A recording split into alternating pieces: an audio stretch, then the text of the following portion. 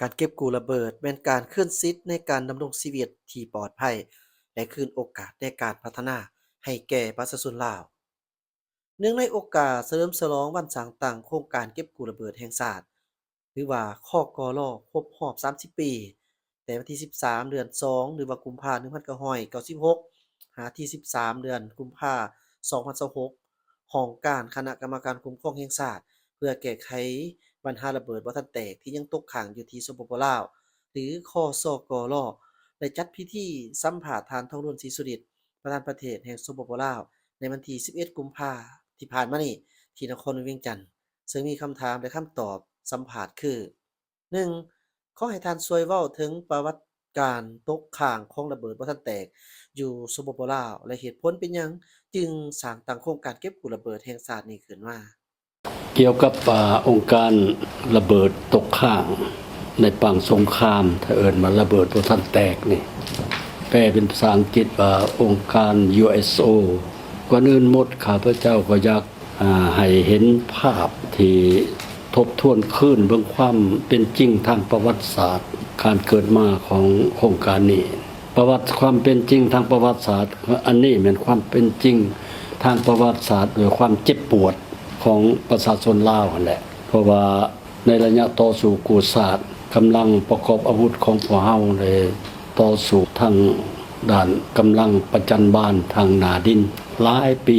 กับปลดปล่อยประเทศชาติได้เป็นเนื้อที่หลวงหลาย2/3ของประเทศแล้วพลเมืองที่อยู่ในเขตปลดปล่อยก็ประมาณครึ่งหนึ่งของพลเมืองลาวแต่ว่านับแต่ปี1964หาปี1973อาจจะว่าได้ว่าสงครามอินโดจีนครั้งที่2ก็ว่าได้แม้นกองทัพอากาศของสหรัฐอเมริกาได้เข้ามาถิ่มระเบิดใส่เขตปลดปล่อยอย่างหนักหน่วงเป้าหมายของเขาก็คือเฮ็ดให้เขตปลดปล่อยล่มสลายปราบทางด้านจิตใจของกำลังปฏิวัติเวลานั้นเป็นเวลา9ปีที่กองทัพอากาศได้เอากองทัพอากาศของสหรัฐอเมริกาได้เอาระเบิดมาถิ่มเพื่อช่วยให้กำลังฝ่ายขวาได้รับไสชนะแต่เป็น9ปีแห่งความหนักหน่วงที่สุดอยู่ในการต่อสู้ระหว่างกองทัพอากาศของอเมริกากับกำลังต่อสู้ของกองทัพลาวเวลาเดียวกันนั้นก็มีกำลังป้องกันอากาศที่เกิดขึ้นอยู่ประเทศเฮาอาจว่าได้ว่า9ปีแห่งการถิ่มระเบิดของกำลังทหารอากาศของอเมริกานั้นเป็น9ปีแห่งความหนักหน่วงเพราะว่าหลายกว่า80,000 เที่ยวของกำลังกองทัพอากาศอเมริกาได้ถิ่มระเบิดลงใส่ประเทศลาวเขตปลดปล่อยของลาวเป็นเวลา9ปีเฉลี่ยแล้วมัน8นาทีได้ต่อ1เที่ยวตลอด9ปีแล้วก็มีคนทำนายว่าระเบิดถิ่มลงใส่เขตปลดปล่อยนั่นประมาณ3ล้านต้นบางคนก็ว่า2ล้านบางคนก็2ล้านกว่าตันที่ถิ่มลงใส่เขตดินแดนลาวโดยเฉพาะมันเขตปลดปล่อยของพวกเขานั้นอันนี้ก็อาจเว้าได้ว่าระเบิดที่ถิ่มลงใส่ประเทศลาวในเวลานั้นแม่นบ่ทันแตกกันมีจำนวนหลวงหลายตกค้างอยู่ประมาณบางคนก็ทำนายว่าประมาณครึ่งนึงเลยว่าประมาณ 30% นั่นมันระเบิดบ่ทันแตกเวลาเดียวกันนั่นระเบิดบ่ทันแตกนั่นแม่นภายหลังปลดปล่อยแล้วยังสืบต่อเค้นขาพลเมืองลาวเฮาเป็นจำนวนหลวงหลายถ้าว่าตัวเลขที่ได้คาดคะเนไว้หรือว่าได้เก็บกำไว้นั่นแม่นคนเกิดอุบัติเหตุผู้บาดเจ็บ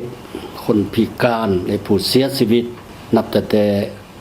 ปลดปล่อยมานี่สูงถึงประมาณกว่า50,000 คนและยังสืบต่อมีกรณีเกิดอุบัติเหตุจากระเบิดบ่ทันแตกนี่เฉลี่ยแล้วมัน50-60 คนต่อปีซึ่งเป็นภัยข่มขู่อันหนักหน่วงต่อชีวิตในการทำมาหากินของประชาชนลาวเฮาจำนวนคนถูกอุบัติเหตุนี่ทั้งบาดเจ็บทั้งเสียชีวิตนี่ใกล้ครึ่งนึงเป็นเด็กน้อยอันความเจ็บปวดอยู่บนนี้และนอกจากนั้นการทำมาหากินของประชาชนนั้นผ พบความยุ่งยากที่สุดทั้งเป็นการกีดขวางการพัฒนาประเทศกีดขวางการสร้างพื้นฐานโครงหลังการเพิ่มพูนผลิตผลของปลาส่วนอย่างเกินว่าสาหัสพอสมควรเป็นหนึ่งในเหตุผลที่ประเทศลาวเรายังสืบต่อเป็นประเทศด้อยพัฒนามาถึงปัจจุบันนี้โดยเหตุนี้รัฐบาลลาวได้กำหนดเอาการแก้ไขปัญหา UXO ในการระเบิดบุท่านแตกนี่เป็นบุริเมตสิทธิ์ของศาสตร์จึงได้สร้างตั้งโครงการเก็บกู้ระเบิดแห่งศาสตร์ขึ้นมาตามดำรัสเลขที่49ของนายกรัฐมนตรีลงวันที่13กุมภาพันธ์2596สิ่งที่มีส่วนเกี่ยวของเครื่องข้าพเจ้าส่วนตัวข้าพเจ้านั่นก็คือเวลานั้นข้าพเจ้าเป็นรัฐมนตรีกระทรวงแรงงานและสวัสดิการสังคมและโครงการนี้รัฐบาลได้มอบให้กระทรวงแรงงานสวัสดิการสังคมเป็นผู้เริ่มดำเนินการเป็นผู้ก่อตั้งโครงการนี้ขึ้นครับเจ้าในฐานะเป็นรัฐมนตรีตอนนั้นก็ได้ประสานกับ UNDP UNICEF องค์การจัดตั้งต่างๆของสากลตั้งกองทุนขึ้นทำอิฐกลุ่มเป็นเข้าเอิ้น Trust Fund เพื่อเริ่มต้นดำเนินโครงการนี้ขึ้นหลังจากตั้งกองทุนนี้ขึ้นด้วยได้รับการสนับสนุนของสหประชาชาติและยูนิเซฟในเบื้องต้นนั้นก็มีประเทศต่างๆเพื่อนมิตรต่างๆเริ่มเข้ามาร่วมโครงการนี้เป็นจำนวนนับหมื่นนับล้านขึ้นโครงการ UXO ลาวเป็นโครงการปฏิบัติงานแห่งชาติที่เคลื่อนไหวปฏิบัติหน้าที่มนุษยธรรมการเก็บกู้ระเบิดพวกท่านแตกภายใต้การชี้นำของกระทรวงแรงงานและสวัสดิการสังคมนั้นพวกข้าพเจ้าก็ได้ตั้งชื่อของมันขึ้นมาว่าเป็นองค์การที่คืนสิทธิการดำรงชีวิตที่ปลอดภัยให้ประชาชนหรือว่าคืนโอกาสแห่งการพัฒนาให้ประเทศชาติลาวอันนี้มันเป้าหมายใหญ่ของพวกเขานี่ล่ะแต่พวกเขาก็ได้สืบต่อร่วมกับเพื่อนมิตรสากลเฮ็ดให้โครงการนี้ดำเนินไปอย่างมีความคืบหน้าและได้กลายเป็นให้ดินแดนลาวกลายเป็นดินแดนแห่งความปลอดภัยในอนาคตแต่มีหลายคนถามข้าพเจ้าว่าด้นบันไดโครงการนี้จะระเบิดบอดท่านแตกอยู่ในลาวหันจึงขุดค้นออกมาให้ได้หมดทำลายให้ได้หมดเพราะว่าระเบิดบอดท่านแตกส่วนใหญ่เหมือนระเบิดลูกหวานเขาเอิ้นว่าระเบิดบอมบี้ว่าซั่นก็ว่าได้มันยากที่จะสามารถครอบกู้ออกมาได้หมดมันเป็นลูกน้อยๆอยู่ตามทงไห้ทงนาอยู่ตามดินแดนของประชาชนที่บ่อนที่มีการผลิตต่างๆนั้นแต่ว่าคนไปต้องมันเด็กน้อยส่วนหลายเหมือนเขาเจ้าคิดว่าของหลินก็เลยไปจับไปหลินไปถิ่มก็เลยระเบิดใส่เกาะเสียชีวิตไปอันนี้เลยแม่นมันยากอยู่พวกนั้นส่วนหลายส่วนหนึ่งระเบิดที่บนท่านแตกหันแม่นฝังดินคือบ่ม150 กิโล500 กิโลยังฝังอยู่ในดินการขุดค้นต้องได้ไปใส่เทคนิคขุดขึ้นมาแต่ด้วยความระมัดระวังมีบางเถือปลาส้นไปเห็นก็ไปขุดเองออกมาเองก็เลยระเบิดใส่เขาเจ้าเสียชีวิตไปก็มีเสียองค์ะไปก็มีสภาพของระเบิดที่บ่ทันแตกอยู่สปป.ลาวมันเป็นนั่นแหละเขาแจ้งให้ฟังนั่นแหละ 2. รัฐบาลได้ให้ความสำคัญแนวใดต่อการแก้ไขปัญหาระเบิดบ่ทันแตกที่ตกค้างอยู่สปป.ลาวรัฐบาลรับรู้ดีที่สุดว่าภายหลังสงครามสิ้นสุดลงประเทศได้รับความเป็นเอกราชได้รับการปลดปล่อยรัฐบาลมีความพยายามสูงในการจัดสร้างสาประเทศชาติอยากให้ประชาชนปลอดภัยดำรงชีวิตอยู่อย่างสันติสามารถทำมาหากินด้วยความปลอดภัยแต่ ย้อนระเบิดบ่ทันแตกยังฝังยังย้ายอยู่ทั่วประเทศนั่นและก็ความปลอดภัยของประชาชนได้ยืนยันว่าระเบิดบ่ทันแตกได้สังหารชีวิตของประชาชนลาวถึง50,000 คนมาแล้วจึงรัฐบาลจึงเห็นความสำคัญอันนี้เป็นอย่างยิ่งพวกเฮาเวลาที่อยู่เฮ็ดเวียกร่วมกันกับเพื่อนมิตรอยู่ในกระทรวงแรงงานสวัสดิการสังคมจึงมีความตัดสินใจสูงสร้างโครงการนี้ขึ้นและดำเนินโครงการนี้ดึงดูดเอาการร่วมมือการสนับสนุนจากต่างประเทศหลายประเทศเข้ามาอยากสนับสนุนอยากช่วยเหลือย้อนว่าเป็นโครงการมนุษยธรรมแก้ไขความยุ่งยากให้ประชาชนอย่างแท้จริงจึงเฮ็ดให้พื้นฐานการผลิตของพวกเฮาดำเนินไปได้ด้วยความปลอดภัยผู้ลงทุนก็สามารถมาลงทุนได้แต่ถึงอย่างใดก็ตามบรรดาพื้นฐานที่จะลงทุนนั้นก่อนอื่นต้องไปกวดเบิ่งว่าปลอดภัยจากการระเบิดบ่ทันแตกนั่นสิหรือบ่ปัญหานี้จึงมีความสำคัญหลายรัฐบาลได้วางนโยบายได้ตั้งองค์การนี้ขึ้นเพื่อเก็บกู้ระเบิดบ่ทันแตกนี่ให้มีแผนเป็นแต่ละระยะไปเฉพาะโครงการนี้ได้มีการวางแผนเป็นแต่ละบาทก้าวและก็เป็นแต่ละระยะเพื่อเฮ็ดให้ผู้สนับสนุนโครงการนี้เห็นความเห็นของต้องการอันจำเป็นของรัฐบาลกับของประชาชนเองจึงเห็นว่าความเอาใจใส่ของรัฐบาลความเอาใจใส่ของภาคส่วนที่เกี่ยวข้องได้มีความคืบหน้ามาเป็นจำนวนหลวงหลายถึงการสนับสนุนของต่างประเทศเข้ามาแม้นเป็นทุนที่เขาสนับสนุนโดยกงต่อโครงการนี้ก็เป็นจำนวนหลายประเทศยื่นมือเข้ามาให้การสนับสนุนถือได้ว่านโยบายของรัฐบาลสร้างโครงการนี้ขึ้นมาและก็ดำเนินโครงการนี้แม่นโครงการเส้นทางก้าวสู่ความปลอดภัยระยะที่1แม่น2003ถึง2010ได้วางแผนไว้ระยะที่2แม่น2011ถึง2020ระยะที่3แม่นตั้งแต่2020มาถึงปัจจุบันนี้แม่นได้มีโครงการสืบต่อแต่2021ถึง2030ที่สำคัญแม่นรัฐบาลได้เสื่อมสารเวียงานแก้ไขปัญหาระเบิดบ่ทันแตกเข้าในวาระแห่งการพัฒนาสากลเป้าหมายพัฒนาสหสวัสดิ์คือพวกเอาพูดนำกันดีว่าสาปราสาททับห้องเอา MDG เก่าเฉพาะลาว มี8 MDG ของโลกนี่นะแต่ว่าลาวต้องได้เพิ่มเติมอีกเป้าหมายพัฒนาระยะไม้แม่นมี17เป้าหมายว่าเป้าหมายพัฒนาแบบยืนยงก่อนนี้มี MDG แม่นเป้าหมายพัฒนาแม่นมี9เป้าหมายทั้งหมดมี8เป้าหมายเนาะแต่ว่าเพิ่มเป้าหมายนึงให้แก่ลาวตัวใส่ MDG นี่พิเศษเลยสหประชาชาติฮู้ว่าเพิ่มเป้าหมายนึงเขาเป็นเป้าหมายแห่งเรื่องการแก้ไขปัญหาระเบิดบ่ทันแตกชื่อว่าเป้าหมายพัฒนาให้ปราศจากความเสี่ยงจากระเบิดบ่ทันแตก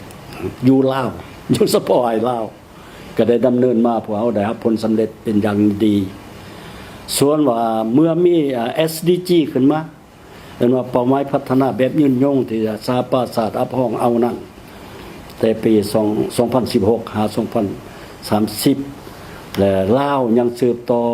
พยายามแก้ไขระเบิดบ่ทันแตกที่ตกค้างโดยกำหนดเป็นเป้าหมายที่18ใน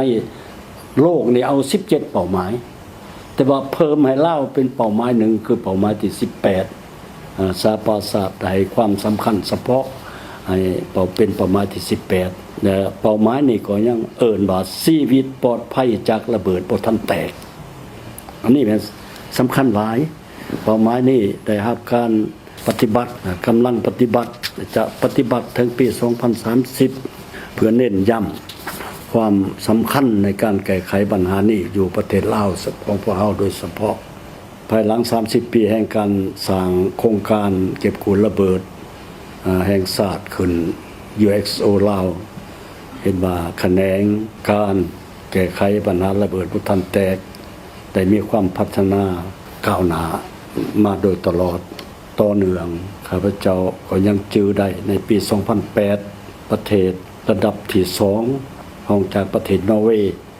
ได้นำพาสร้างสนธิสัญญาอันนี้เอิ้นว่าสนธิสัญญาเกิดหามระเบิดลูกวาน ระเบิดลูกวานcluster munition นั่นแหละหรือว่าใส่ชื่อย่อว่า CCM กับประเทศลาวเป็นประเทศที่2ลงนามนอกจากนอร์เวย์เป็นเจ้าภาพในระดมบรรดาประเทศของโลกนี่เขาเป็นสมาชิกข้าพเจ้าเองได้นำพาคณะผู้แทนไปโดยตนเองในพิธีลงนามนั้นซึ่งเวลานั้นมีประมาณ40ประเทศลงนามร่วมกันประกาศโลดว่าจะรับเป็นเจ้าภาพจัดกองประชุมรัฐภาคีทำอิฐที่นครหลวงเวียงจันทร์ในปี 2010 บรรดาประเทศที่สนับสนุนองค์การสหประชาชาติขอส้มเซยสนับสนุนและมอบให้ลาวเลยในเวลานั้นแต่ในปี 2010 พวกเราก็ได้จัดตั้งกองประชุมทั่วโลกในการแก้ไขปัญหาระเบิดลูกวานนี้ขึ้นเป็นเวทีสำคัญในการค้นคว้าเอาความเข้าอกเข้าใจการสวยเรือการสนับสนุนจากสากลเวลานั่นสมาชิกของภาคีนี่ก็ได้เพิ่มขึ้นจำนวนหลายที่สามารถจัดกองประชุมสากลได้แต่มันมาฮอดเดี๋ยวนี้นี่มีสมาชิกเพิ่มขึ้นฮอด111ประเทศสนธิสัญญาตัวนี้จึงเห็นได้ว่าสปปลาวพวกเฮาวางยุทธศาสตร์แห่งชาติเพื่อแก้ไขระเบิดบ่ทันแตกนี่แม่นไปสู่เส้นทางความปลอดภัยของการดำรงชีวิตในการพัฒนาของประเทศเฮาและก็การจัดตั้งมาถึงปัจจุบันนี้แม่นพวกเฮากำลังจัดตั้งปฏิบัติระยะที่3คือ 2021 ถึง 2030 ความเอาใจใส่ความให้ความสำคัญของรัฐบาลในการเก็บกู้ระเบิดบ่ทันแตกนี่แม่นความสำคัญที่สูงก็เป็นบุริมสิทธิ์ของหนึ่งในเวียกพัฒนาของประเทศเฮาต้องเป็นหนึ่งในบุริมสิทธิ์ของรัฐบาลต้องสุมใส่สางยุทธศาสตร์การระดมทุนเพื่อให้แขนงการนี่เวียกอันนี้ได้มีทุนฮ้อนมีเทคโนโลยีเข้ามาสนับสนุนสวยเหลือในการเก็บกู้ระเบิดบ่ทันแตกในประเทศเฮาหลายคนถามปันใดสิแล้วปันใดสิเอาเบิดข้าพเจ้าได้เว้าตอบคำถามของผู้ถามว่า100 ปีก็บ่ทันหมดแต่ว่าจุดสุมของพวกเฮาแม่นจุดสุมกอบกู้เอากู้ระเบิดออกมาให้ความปลอดภัยแก่ประชาชนกำลังทำมาหากินอยู่สถานที่ที่มีการลงทุนของภายในและต่างประเทศหลายขึ้น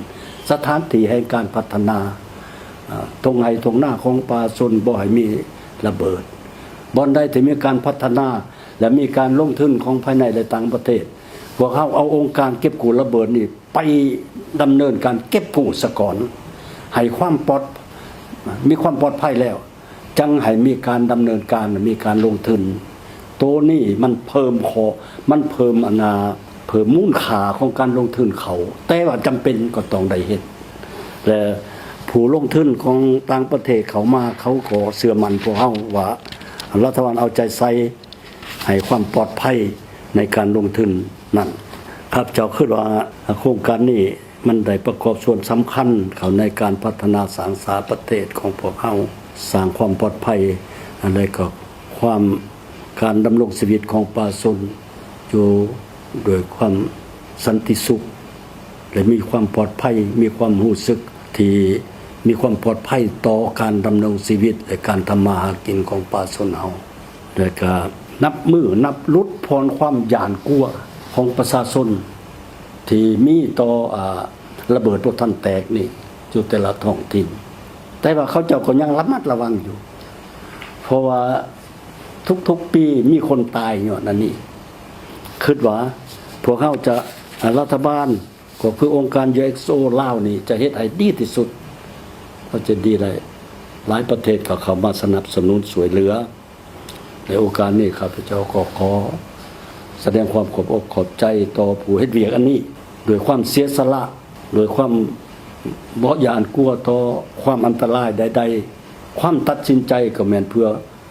ช่วยให้ป้าส้นมีความปลอดภัยในการดำรงชีวิตและการพัฒนาของประเทศแต่โอกาสนี้ก็ขอแสดงความขอบอกขอบใจไปยัง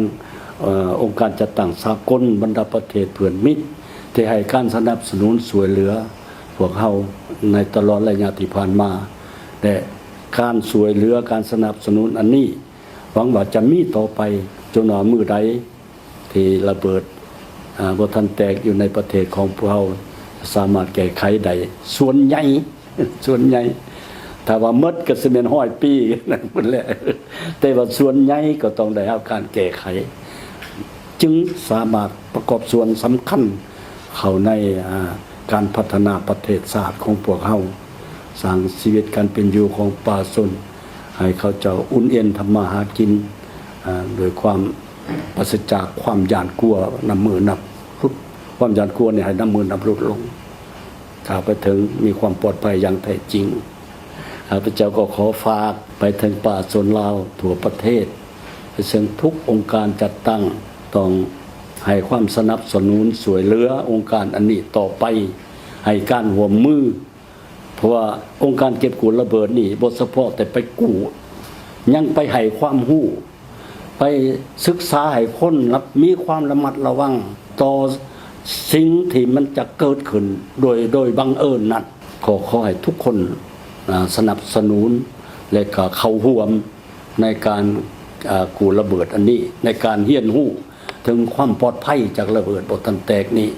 ผู้เสียลูกเสียหลานผู้เสียคนหักของตนเองภายหลังสงครามมาพวกเขาคือว่าจะปลอดภัยแต่บ่ปลอดภัยผู้ที่อยู่ๆแล้วหายไปเสียชีวิตไปอันนี้เป็นความเจ็บปวดของป่าชนของครอบครัวที่ผู้ที่เสียชีวิต